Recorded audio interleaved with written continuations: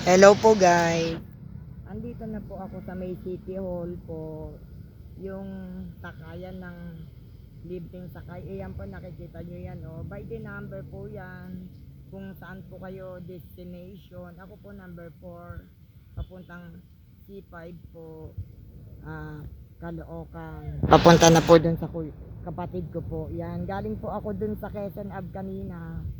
Ayan po guys, so share ko lang po sa inyo. Dito po yung pilahan. Ginabi na po ako. Ito po yung pila ko, ayan.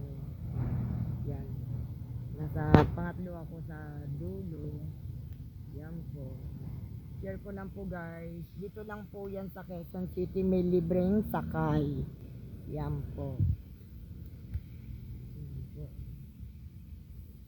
Number 4 po yung aking sasakyan. Yan po ang haba ng pila ko yan. Oh.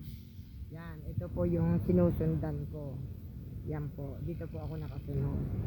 Yan. Kala nyo maliwanag po yan guys. Ayan oh. Madilim na po yan guys. Madilim na yan. Maliwanag lang yung cellphone ko. Ang liwanag ano. Yan po ang pila ko.